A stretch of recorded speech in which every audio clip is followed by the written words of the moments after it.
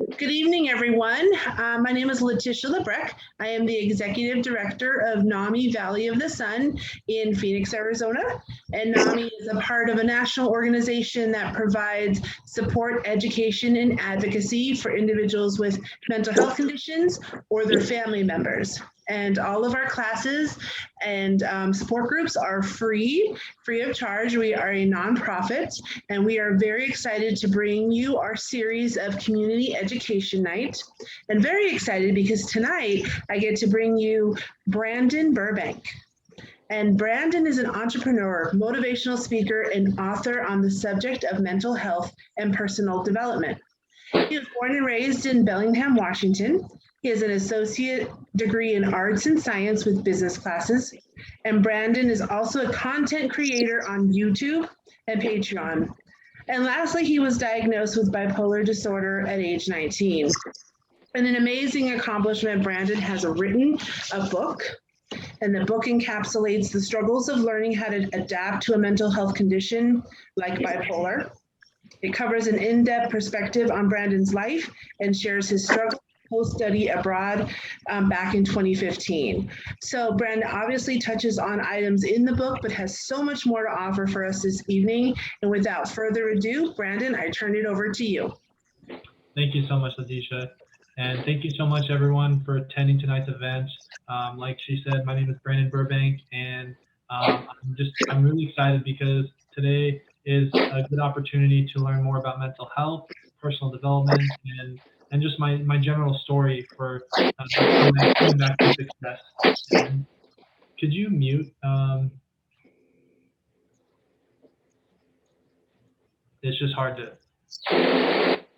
Yeah, the iPhone. I think it's.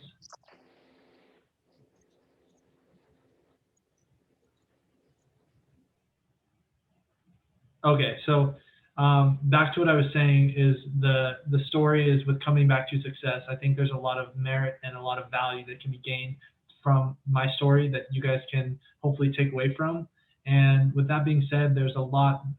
Real quickly, I'd like everybody to pull up their smartphone and go to their Instagram and search Brandon Burbank and follow my Instagram, because then you can be updated around future speaking engagements, as well as content that I'm creating. And for example, I'm working on a online course that I'm developing for people who need help with basically personal development and with like coming back to success when faced with a mental health condition like bipolar disorder.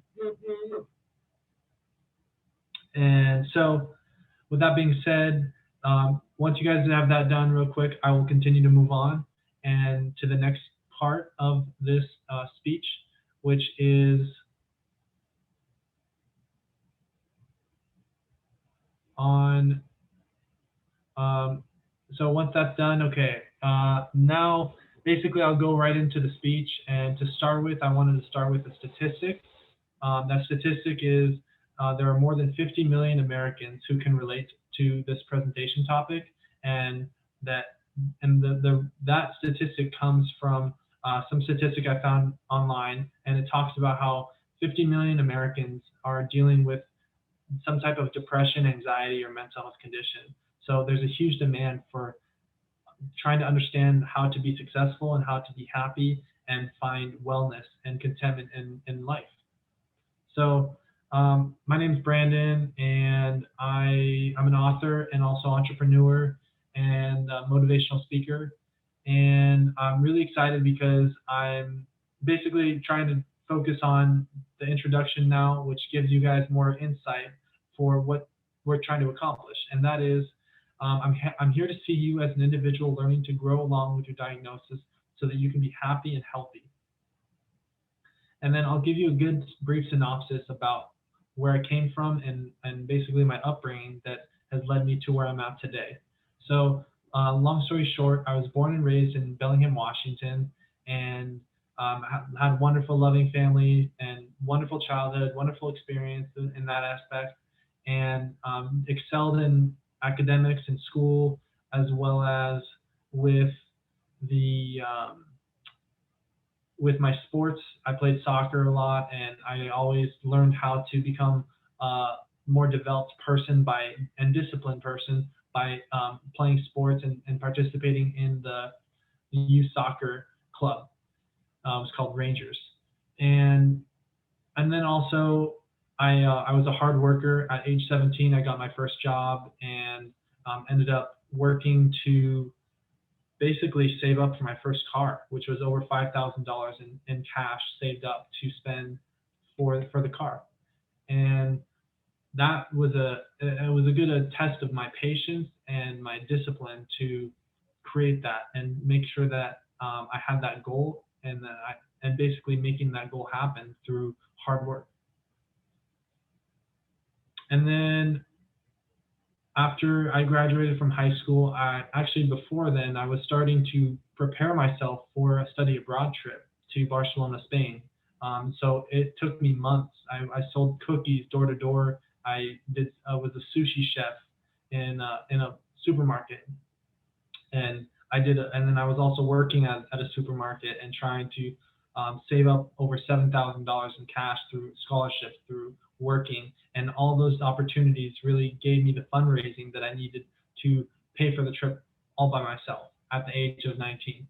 And the study abroad trip was a great experience overall, but then it turned out to being very complicated and difficult for me upon my return home from studying abroad. And that was difficult because there was just a lot of uncertainty and a lot of depression, anxiety, and mood destabilization that I was experiencing. And I felt a lot of just difficulties and affliction in myself, and feeling a sense of lostness and lost sense of purpose and direction. And so then I ended up in the hospital, and then long story short, I was diagnosed with bipolar disorder at age 19, and that was difficult for me, and that was really but let me backstep, because this kind of leads us into the next focus point, which it's not going to be the whole speech because I know that this is for NAMI, and I'm going to also talk about concepts from the chapters that are in my book as well. So, but I think this is important to share with you guys around entrepreneurship, which is my passion, as Letitia and myself had mentioned, because it's important for everyone that is living with a mental illness or a mental health condition and is trying to find success and find their passion. I want to share my passion with you guys so that you guys can understand, wow, hopefully that rubs off on you so that you can become the person you want to become and find that niche within yourself, because you are special and you have a purpose on this earth. So as I backtracked, focusing back on the study abroad trip, I knew that I wanted to be an entrepreneur, and I was reading the 5-Hour Work Week by Tim Ferriss, and it was focusing a lot on how to be successful as an entrepreneur. And I knew that I wanted to be my own boss, create my own schedule, and yada, yada, yada. So how do I do it? Like I was lost, but I knew I had that grit, that desire to do it. So long story short, things developed, and here I am today trying to pursue that passion. But the entrepreneurship side of things is really what's helped to guide me in my journey and helped give me purpose and passion to want to continue to focus on my dreams and goals and staying motivated for financial success and financial wealth, and as well as just being happy. And then that leads us to the next topic, which is money and mental health. And this is derived directly from my book, Come Back to Success. And I'm not a certified accountant or financial advisor. I'm only speaking from my experience. And these 6 fundamental focus points are something that you could, hopefully you take something away from it, because there's merit to that, because I know that I've lived this way through my experience, and it's gotten me to where I'm at today. And the way I see my life going is the sky's the limit, and just like you, because you have that same ability as well. So as I continue on, step 1, have a plan for what you want to save up for. Consistency is key. Ask for advice. Believe in yourself. Create attainable goals. Smart execution. Work, work, work. I won't say that again, but go read my book and you can read through that over and over again. And moving on to the next part, which is my book publishing journey. So the book publishing journey really focused a lot on what this leads to, ties in and correlates with the entrepreneurship side of what I wanted to accomplish. And the book publishing journey kind of gives more insight and perspective on how I started from nothing and came into something. And nothing is like, how do you start? Where do you start from point A, and get to point Z? And I've done it because I've published the book by myself, self-published, and with very minimal amount of help. And it all started back in November of 2019 when I went to a faculty member at Western Washington University and was discussing with her about some of my options for finding out what's the right business for me. And she recommended maybe starting writing a book. So I jumped onto that bandwagon, and I never looked back, and I kept moving forward. I kept relentlessly pursuing the content and the focus points for my readers, for you guys, so that you guys can understand yourself better and learn how to come back to success. Because this book isn't for everyone. I'll be honest with you guys. Not everyone is going to be really, oh man, I'm really interested in this. Like, no. There's only a few people, like 50 million or more Americans, that might resonate with that idea. And so that's why when it comes to writing a book, it's helped me gain clarity within myself for what my purpose is, because I want to help people who have had similar walks of life, going into hospitalization, halfway home, self-help programs, all the above, all of what I've done, and I'm going to be talking about in a little bit. So that's really the key and the bottom line for, but to kind of give you some more context, I also was working in Seattle, Washington, and I was working as a car salesman at Volvo Cars Seattle, and making a solid wage to support myself in a major urban city. And then I was also trying to write a book. Like, how do you manage the two? Like, how is that possible when you're working 40 plus hours a week and then you go home and work on your book? Like, that's how passionate I was, because I wanted to get ahead in life. And if you want to get ahead in life, you really have to go that extra mile, and eventually it will pay off. But commitment and discipline is another key. So I know I talked a lot about entrepreneurship, my book publishing journey, and so now it's time to talk about the book. Important concepts from the book: Come Back to Success, Relentless Commitment for a Better Tomorrow. Chapter 3, Diagnosis and Affliction. So the biggest takeaways that I wanted to leave with everyone here tonight is around your diagnosis. For me, I was diagnosed with bipolar disorder, and so the biggest advice, or just something to think about, is the hardest part for me was to accept my diagnosis, and then the next part is educating myself on the diagnosis and learning how to manage it. For those of you out there that have schizophrenia, bipolar, depression, anxiety, any of that, like, you need to focus on, I'm not trying to give you advice, but I'm going to backtrack. It's important to focus on what works best for you and learning how to understand and manage your own condition, so that way you can be functioning at an optimal level. So that's chapter 3. There's a lot of other concepts around chapter 3 that I'll introduce right now, which focuses on the aspect around surrounding yourself with people who support you and accept you for who you are and your condition that is only a part of you, not entirely everything of you. So those are really key things to think about, because without being able to be open-minded and being able to be just transparent with yourself and understand that you are special regardless of how that diagnosis is within you, you still can be successful and live a happy and healthy lifestyle. And moving on to chapter 4, which is learning how to live well, hospitalizations, halfway homes, and self-help programs. So these are really, really, really difficult topics. I know we don't want to like talk too much about like the difficult, like it's important to be, for me, my perception is focus on positives, because if you're always focusing on negatives, then that's where your mind is gonna go. So as I talk about hospitalizations, halfway homes, and self-help programs, just remember that it took a lot of grit and a lot of mental thinking to trick your brain and say, okay, yes, my circumstances are low. Yes, I'm not doing I'm not where I want, I'm not where I'm at, where I want to be at right now, but I know there's priorities for me to make that happen. So the hospitalization, I'm going to start with that. It was very difficult. It was a really difficult experience because there was a lot of commotion, a lot of just difficult things, a lot of unstable people going on. And I know there's a lot of people out there that understand that. And hats off to you, because that's not a fun experience, not a fun trip.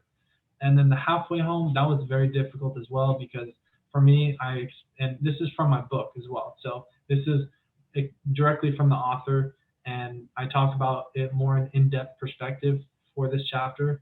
But the halfway house, it was very difficult because I was alone and around people that I never really interacted with. And I built up all these walls around like staying away from people that were like kind of really, really severely mentally ill. And so that's kind of what I've experienced and what has led me to where I'm at today. And then finally, the self-help program, which was Skyline Trail in Atlanta, Georgia. I've also done a speaking engagement for them, and that was an awesome experience because I was able to just learn more about my diagnosis and be around people that helped build me up, and not letting me focus on the stigma around mental health, so I can kind of learn how to accept my diagnosis more. And then moving on to the next portion, which is there's another six recommendations that you might think about implementing in your life. And that is step 1, develop self-awareness. Step 2, confide in someone you trust and who can give you help who can help give you some feedback on the way you are feeling in your life at the moment. Step 3, do your best to take charge of your life. Step 4, accept change. Step 5, be bigger than your mental illness. It's only a part of you. And step 6, cope with the negative symptoms from your circumstances. So, I mean, that step 5, I know it kind of like you can be bigger than your mental illness, but you're human. Like, we're only human. So there's certain things that we can and can't do, but we all have our limitations. So recognize that when you are struggling, it's important to have a team and a mental health team, and especially for those who have experienced like a mental illness or is living with one, having a mental health team is something that can help add value to your life. And if you're being open-minded and receptive towards that, it's only going to benefit you, so you can focus on the things that make you happy and pursuing your passions and dreams and becoming more financially free and having freedom. So those are just some ideas that I value, and I hope to give you some ideas. And okay, so the next chapter is chapter 5, the writing on the walls, and this is a collection of interviews detailing mental illness, diagnoses, and experiences.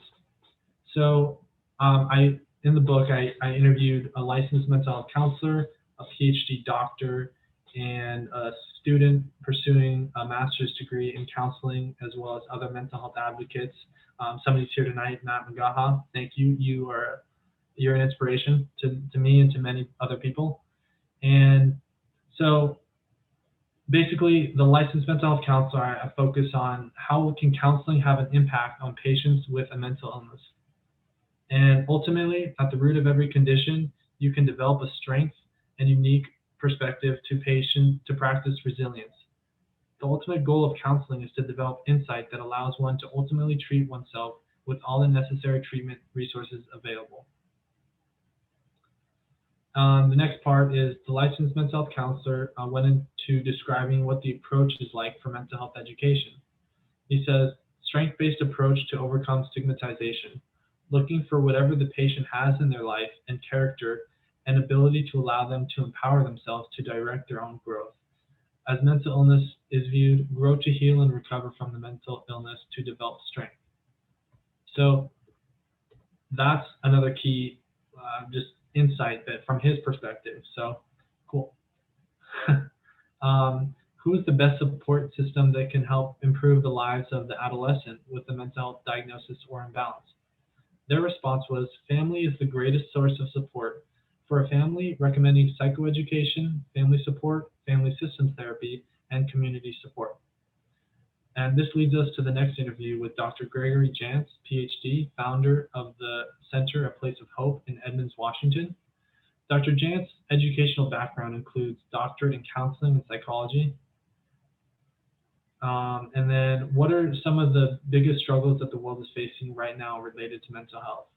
And his response was, due to the pandemic, depression and anxiety. The World Health Organization says that depression is a worldwide problem.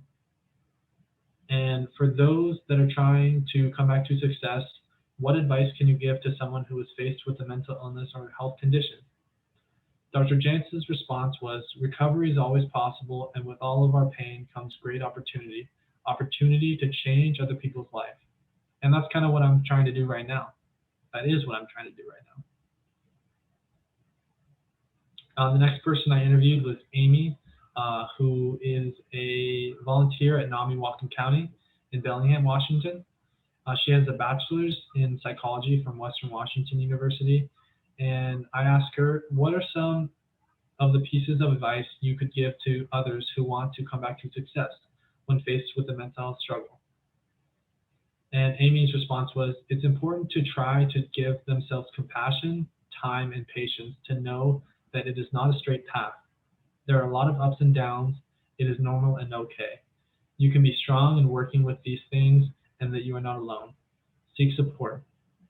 And then I also interviewed Matt Magaha. Matt is a 34-year-old mental health advocate, and he's a peer-to-peer interview.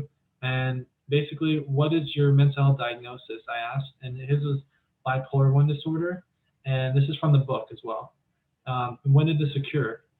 First experienced symptoms in 6th grade, 11 or 12 years old, first diagnosed at 14 years old, and in sum, finding what works best for you and your mental illness is key. And the next person I interviewed is Amber Gear. So Amber Gear, basically she's studying to become a therapist, and she's studying at Northwest University in Kirkland, Washington. And so I asked, how can counseling add value to someone who is struggling with their mental health? And added support to the client support system. There are some clients who come in with no support system. Counseling is part of the management of your symptoms. What works best for you in your life? And I like this part because she says, finding what works best for you and your mental illness. And I think that's really key. She really hits the nail on the head for that one. And then on another note, after interviewing Zach Garner, licensed professional counselor at Skyline Trail, I asked, as we look forward into the future, how can we as a community learn to grow and create more acceptance of others with a mental health diagnosis? And Zach's response was, this is a great question with many possible answers depending on whom you ask. I maintain that building awareness through education and training is going to be the best way to increase people's knowledge of mental health. With education comes understanding, and with understanding, the hope would be that acceptance would follow. I think that there have been efforts made, and there's much more that needs to be done. It will not be an easy task, and it will mean getting support from community and government leaders at varying levels of influence. So that kind of wraps up the chapter 5, and I know that was a lot of information. So I just bear with me because there's more really good content that is going to help you grow and probably keep you at the edge of your seat because this gets really good. So moving on to chapter 7, which is fundamental plan for living a happy and healthy lifestyle with a mental health diagnosis. And because this chapter, I go into depth around the care plan, and the care plan is something that kind of helps guide you or gives you, for those that have a mental health condition, mental illness, and it gives you a blueprint so you can become more successful and manage your condition and manage your life better. So you can become a better person, more well-rounded, and more adaptable to the circumstances that life throws at you. Because life ain't perfect, but it's how you, if you have a care plan lined up, it gives you more support, and so that you can know who you are, who your focus point is. So, yeah. And then chapter 8, I focus on passion pathfinding, retail to motivational speaking, and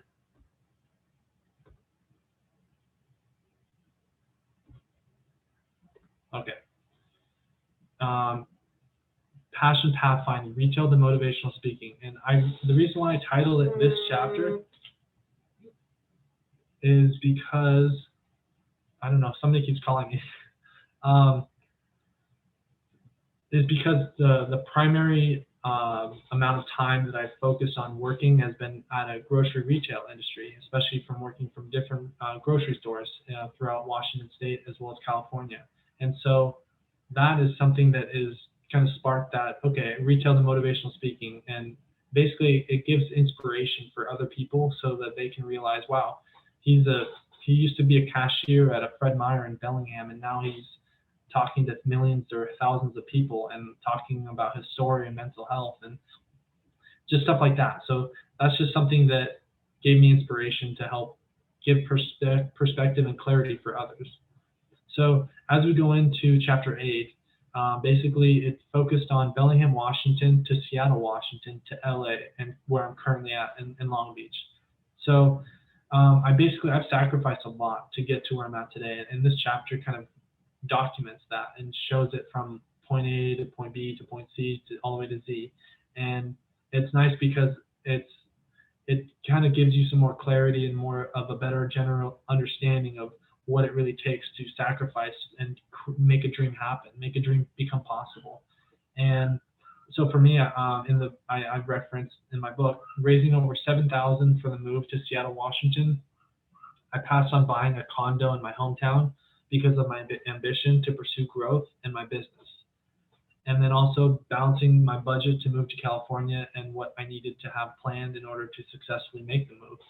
So all those things really took a lot of like thorough planning and understanding and really commitment towards something that I believe is going to help myself as well as helping a lot of other people as well.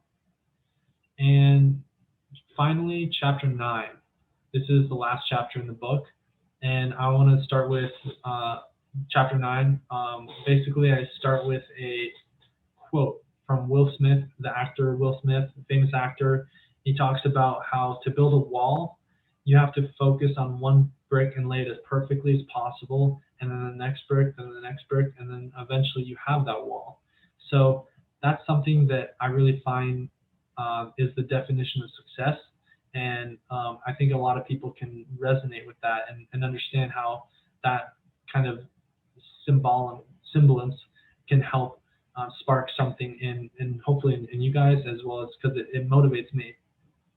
And then calculated risks is what has gotten me ahead in life, because without risk, there's no reward. And taking calculated risks, it helps you kind of plan what's your next move for your development and where you're at in your stage of your life. And what do you need to do right now to take action for your life? I found that God has helped me in times of trouble and need when it felt like there was nobody around to pick me up.